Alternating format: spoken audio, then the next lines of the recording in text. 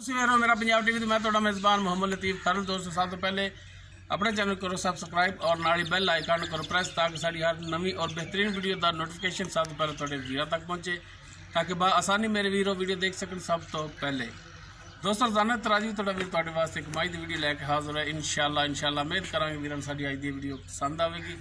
Location sari तहसील आरीवाला जिला पाकपता शरीफ आरीवाला पाकपता road से चक शफी उस आबादी जमालपुरा भाई आबद गुजर उन्होंने डेरे ते आया और उन्होंने जानवर की वीडियो लैके हाजिर आया। भाई आबद नूं बुलाने और उन्होंने लेने नंबर ताकि अगर किसी वीर दे मज पसंद आ जाती है डायरैक्ट मालकां नाल रेट के मामला वीर डायरैक्ट तय कर सकन और वीर लोकेशन पर भी आके अपना जानवर चेक करके पास करके लिजा सकन।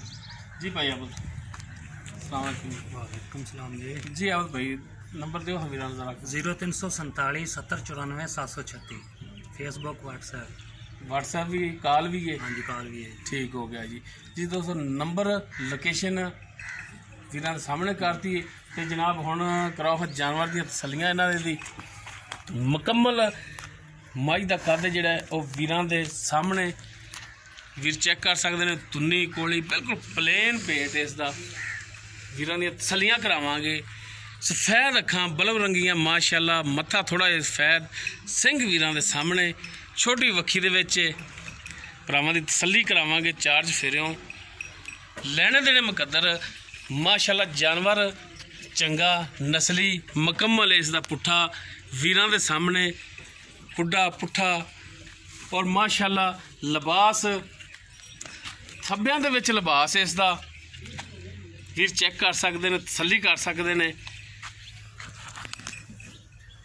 और थणा का सैज थणा की विरल वो भरावां दे सामने वीरां ने कर लैनी तसल्लियां। जानवर आ जाए पसंद तो वीर नंबर से रबता कर सकते हैं मालकां दे भी और साडे नंबर से भी। सुमन वाली है किन्नवां सुबह सुना है किन्ने दिन लैगी ये सारियां गल्लां होणगियां मालकां नाल। माशाअल्लाह मेले लाए ने ते जनाब इनू माड़ा जिहा भाई आबद खोल के टोर के भी दिखाओ। हाँ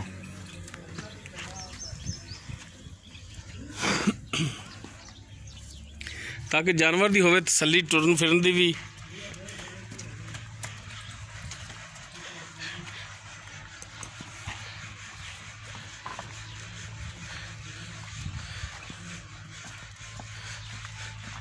जी दोस्तों माशाअल्लाह हर टाइम टुरन फिरन वीरां के सामने बिल्कुल 16 ने।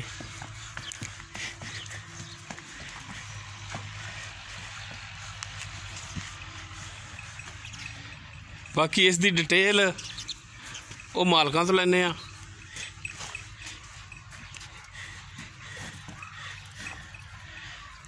मझ थोड़ा जिहा डरदी साडे तो पावाड़े भी है ना रस्सा नहीं पाया इन्हें छेड़ती है पैर देखो ना।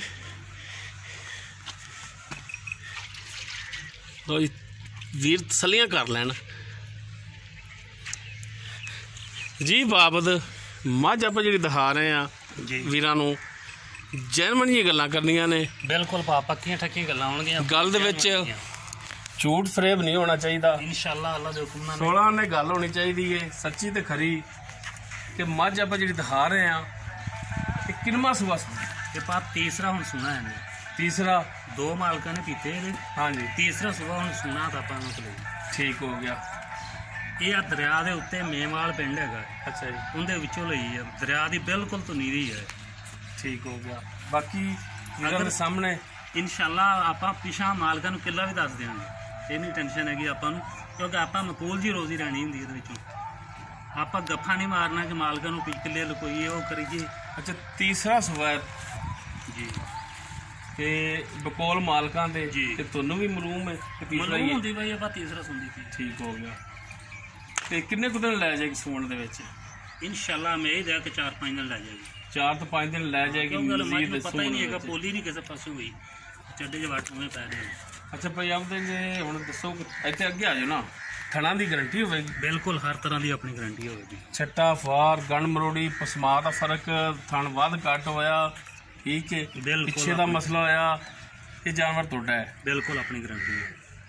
छट्टा फुहारा वध घट गंढ मरोड़ी पिछा मारे अपनी गारंटी। ठीक हो गया। बाकी दुध जिहड़ा ਦੁੱਧ ਪਾ ਮਾਲਕਾਂ ਦਾ ਕਹਿਣਾ ਹੈਗਾ ਕਿ ਦੂਸਰੇ ਸੂਏ 7 ਤੋਂ 10 ਲੀਟਰ ਕਰਦੀ ਰਹੀ ਹੈ।